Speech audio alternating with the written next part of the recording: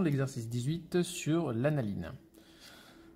Donc dans la première question, quand on regarde la molécule, donc désolé pour la photocopie en noir et blanc, j'ai oublié de le mettre en couleur. Donc j'ai repassé en couleur les atomes caractéristiques, rouge, rouge, bleu, et ici normalement donc on aurait distingué une double liaison ici. Donc la question est donc à l'aide d'un modèle moléculaire, ci-contre, de déterminer le schéma de Lewis. Schéma Lewis, donc on doit faire apparaître toutes les liaisons entre les atomes, et on doit faire aussi apparaître les doublés non liants, et les lacunes, s'il y en a, sur les atomes. Donc, structure principale, on a donc 1, 2, 3 carbones. On peut essayer de garder la forme géométrique, c'est pas un problème. Comme ceci pour les carbones. Au moins, ceux-là, ils sont établis. On voit que sur le carbone ici, il y a donc une sphère rouge qui correspond donc à de l'oxygène, elle-même reliée donc à une autre liaison, blanc, c'est l'hydrogène. La double liaison avec la sphère rouge, c'est donc l'oxygène qui est ici. Le carbone est relié donc à une couleur bleue. La couleur bleue, c'est la couleur qui est donc déterminée, qui est proposée pour l'azote. Lui-même associé à deux sphères blanches, comme ceci. On a maintenant à compléter que chaque carbone doit fabriquer 4 liaisons. Et on retrouve bien en 1, 2, 3. La quatrième est déjà apparente, qui est ici. Donc ce carbone aura donc cette représentation. Et ce carbone a donc déjà 3 liaisons utilisées. D'où, en arrière ici, en arrière-plan, la sphère blanche, qui sert à indiquer qu'on a donc un hydrogène ici. On doit donc faire apparaître les doublés non liants. Sans oublier que l'oxygène, lui, a 2 doublés, comme ceci. Il aurait 2 doublés aussi pour celui-là. Et que l'azote, N, est pourvu d'un doublé. Donc ici, on a bien donc la structure de Lewis de l'alanine. Par la suite, il faut identifier les groupes caractéristiques. Les groupes caractéristiques, ce sont les groupes qu'on a déjà rencontrés auparavant en classe de première spécialité. Donc à savoir les groupes fonctionnels, les groupes de chimie organique. Donc comme on a déjà vu précédemment en classe, COOH, toute cette partie-ci, correspond à ce qu'on appelle la famille des acides carboxyliques. Comme on a donc une liaison N associée avec le carbone, ça c'est la fonction amine.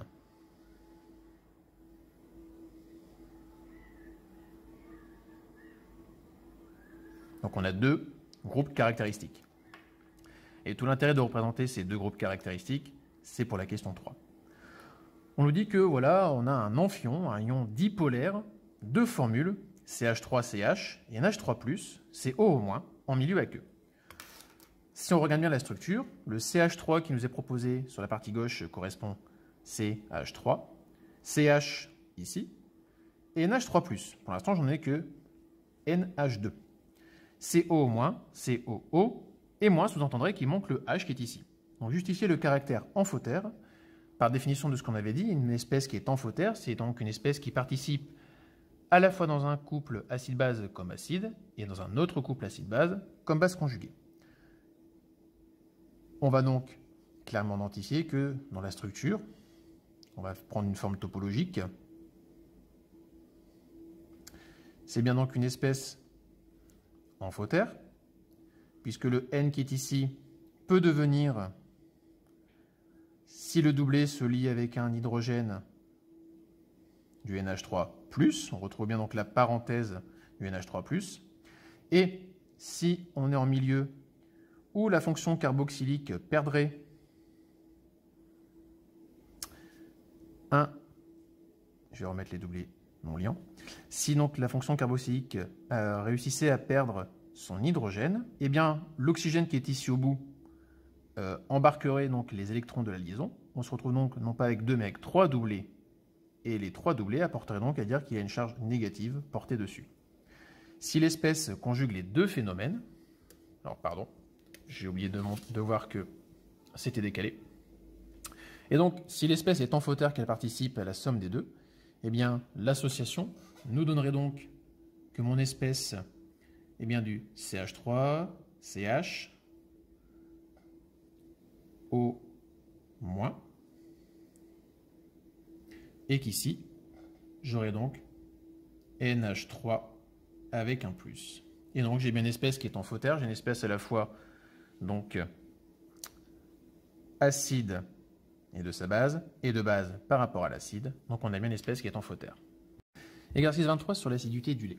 Donc l'acide lactique, on propose dans le document sa contextualisation. Donc ceux qui voudront travailler dans le domaine du sport et en médecine, effectivement on reviendra un peu plus tard sur l'acide lactique et les lactates, les ions lactates, responsables en fait de l'énergie pendant l'effort. N'oublions pas qu'avec les lactates, j'ai la patate. Ce qui nous intéresse nous surtout, c'est la fin. La structure de l'acide lactique a été établie par Viscilinus en 1873. C'est un acide carboxylique de formule brute C3H6O3. Donc, on va partir de ça pour répondre aux questions. Précisez quel est le groupe caractéristique de l'acide lactique. Eh bien, dans le document, on dit que c'est un acide carboxylique de formule brute C3H6O3. Et donc, le groupe caractéristique, si on a donc un acide carboxylique, c'est-à-dire qu'on est censé retrouver le groupement COOH, qu'on représenterait aussi, je vais mettre au-dessus, en C double liaison oxygène, c'est deux doublés, relié avec un oxygène deux doublés et un H, et ici le carbone qui se lie au reste de la molécule pour fabriquer ces quatrièmes liaisons. Sachant qu'il possède un groupe hydroxyle, OH, sur l'atome de carbone intermédiaire, représenter le schéma de Lewis de cet acide. La formule présente C3. On sait que sur un squelette carbonique, sur une molécule organique, ce sont les carbones qui donnent principalement la chaîne. On a donc 3 carbones à mettre ensemble. On nous dit que le groupe hydroxyle est sur le carbone intermédiaire, donc carbone central, OH. Nous, on a donc un acide carboxylique, donc on doit utiliser un carbone avec cette représentation, sans oublier que les oxygènes ont des doublés. On a donc 1, 2, 3 carbones, 1, 2, 3 oxygènes comme dans la formule, mais il y avait H6. Il y en a un ici, il y en a 2, un troisième, et comme il reste 3 liaisons possibles sur le carbone, on tombe bien à 6 hydrogènes, on a donc du C3H6O3. Le pH du lait de vache est d'environ 6,5. Déterminer la concentration en ion oxonium. Donc, pour calculer la concentration en ion oxonium, on utilise la relation que le pH égale moins log de la concentration en H3O plus avec E sur C0, la concentration molaire prise donc à 1 mol, pour simplifier les calculs.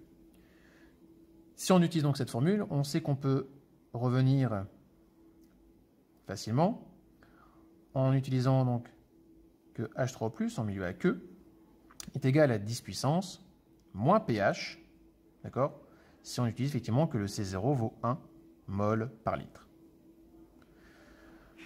Donc 10 puissance de moins pH, on a donc 6,5, donc 10 puissance de moins 6,5, on se retrouve avec une concentration en ion oxonium, toujours en milieu aqueux bien sûr, qui vaut à peu près 3,2 10 puissance moins 7 mol litre moins 1. Question 4. La fermentation du lait diminue la valeur du pH.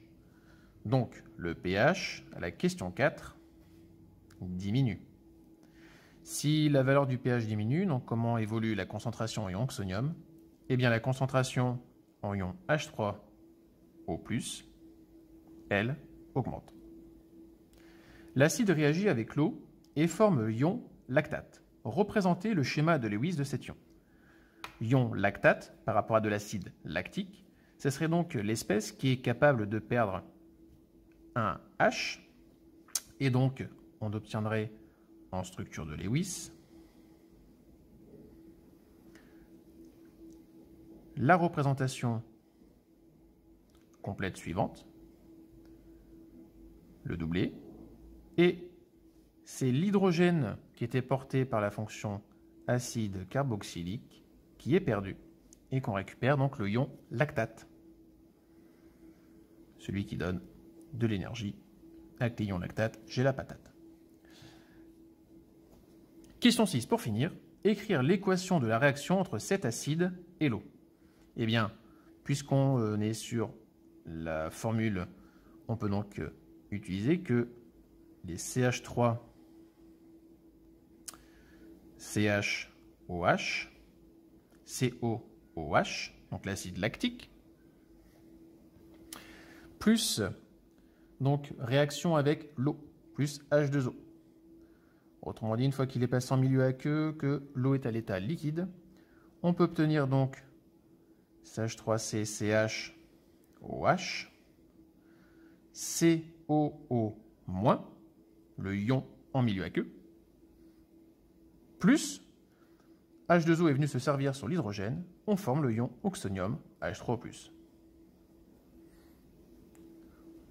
On peut le rappeler ici en nota bene, puisque j'ai la molécule d'H2O qui est comme ceci, j'ai un atome d'oxygène qui est extrêmement électronégatif, des atomes d'hydrogène qui sont positifs.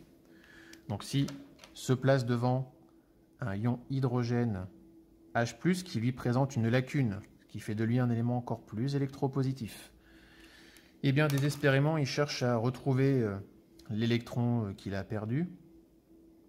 L'hydrogène va donc s'allier avec de l'oxygène, le doublé va venir avec lui pour fabriquer le ion oxonium, vu en classe comme ceci.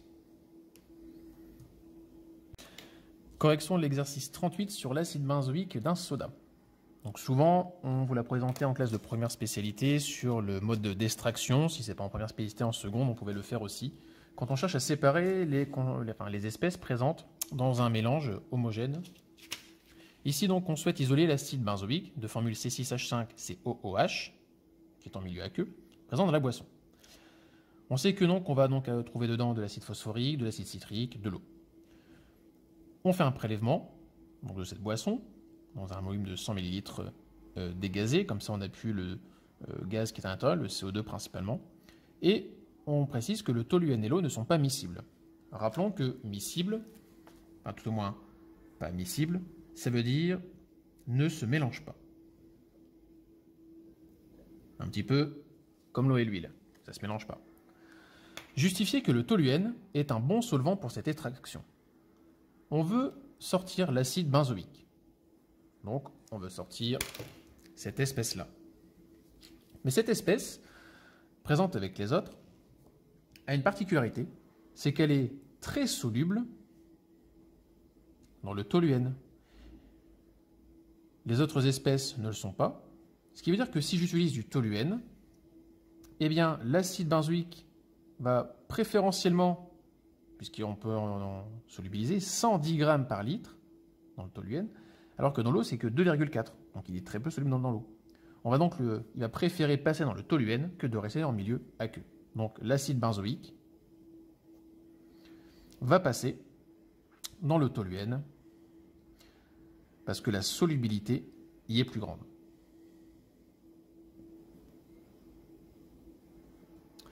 Représenter l'ampoule à décanter après l'ajout du solvant et agitation. Donc l'ampoule à décanter, on sait, hop, on va donc avoir, vu qu'il y a non-miscibilité de phase, on va donc avoir deux liquides, par le robinet, hop, on va donc trouver une phase inférieure.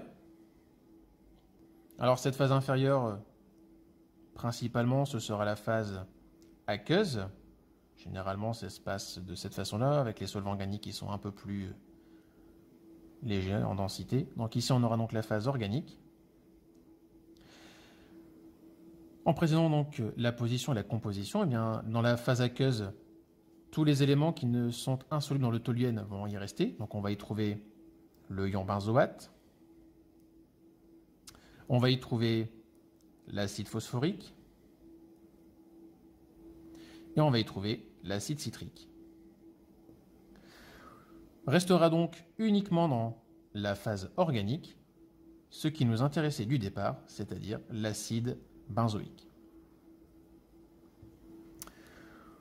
Dans la suite du sujet, on dit qu'on élimine la phase aqueuse, donc c'est-à-dire qu'on ouvre le robinet, on se sépare de la phase inférieure, Et on ajoute un excès de solution d'hydroxyde de sodium, de la soude, dans l'ampoule à décanter et on agite. Écrire l'équation de la réaction qui se produit entre l'acide benzoïque et les ions hydroxyde H-. Acide benzoïque, ion hydroxyde, donc on a une réaction acide-base. L'acide benzoïque s'écrit C6H5, vu que c'est la partie du cycle. COOH, groupement acide carboxylique. On le fait agir avec H-. Alors, milieu aqueux, puisqu'on rajoute de la soude, on est passé avec de l'eau. Et les ions H- vont venir se servir sur le H qui pourrait se détacher de la fonction acide carboxylique. Il nous restera donc du C6H5COO- plus eh bien, H- qui prend le H, H2O. Et on retrouve bien donc une conservation de la matière, une conservation des charges. Tout est bon. On récupère alors la nouvelle phase aqueuse et on ajoute une solution concentrée d'acide chlorhydrique. On voit alors apparaître des cristaux blancs et la pesée indique 0,38 g. Fin du sujet, puisque la suite ne nous intéresse pas pour le moment. Alors, on corrige l'exercice 44 sur les lingettes au citron. La triméthylamine, donc de formule CH3,3N, est une amine volatile qui se dégage parfois du poisson et lui confère une forte odeur. Sous sa forme acide, cette amine n'est pas odorante. À côté, nous avons un document qui nous présente donc l'acide citrique. On y a sa formule, semi-développée. On lui dit que le jus de citron contient environ 3 g d'acide citrique, de formule C6H8O7 en milieu aqueux, pour 100 g de jus de citron, et l'acide citrique est un triacide. Chose qu'on peut vérifier, puisque sur la formule, on constate bien qu'il y a 1, 2, 3 acides carboxyliques. Et maintenant qu'on me propose de répondre aux questions, on va voir qu'il y a une corrélation avec ce qu'on vient de dire. Effectivement, donc, identifier les groupes caractéristiques de l'acide citrique. Eh bien, effectivement, dessus, on va retrouver qu'il y a 1, 2, 3 groupes acides carboxyliques. Il y a aussi un groupement dessus, OH, qui est le groupement alcool. Le triméthylamine, donc deux formules données dans le sujet, CH3,3N. Entre parenthèses, c'est un groupement qui se répète et qui ne bouge pas. Donc on va donc avoir N, relié donc à 3 groupements CH3. Et comme N a un doublé, on le met ici. Quel est le groupe caractéristique dessus? Eh bien, ça et CH3, c'est les petits groupements alkyles. Et lui, bah forcément, vu qu'il porte la fonction N, c'est une fonction amine. Justifier le terme triacide de l'acide citrique. C'est ce qu'on a dit avant même de répondre aux questions. On voit bien que j'ai donc 3 groupements acides carboxyliques, donc il y a donc triacide. Déterminer les 3 couples acide-base issus de cet acide. Eh bien, les 3 couples que l'on pourrait retrouver, on aurait donc, en imaginant, partant de gauche à droite, que le premier groupement, COO-, a perdu son hydrogène.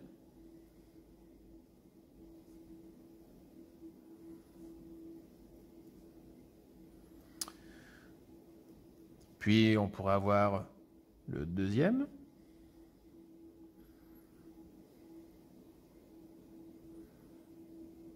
O-, OH, CH2, CO-. Et après, bah, il nous reste un groupement qui le perd.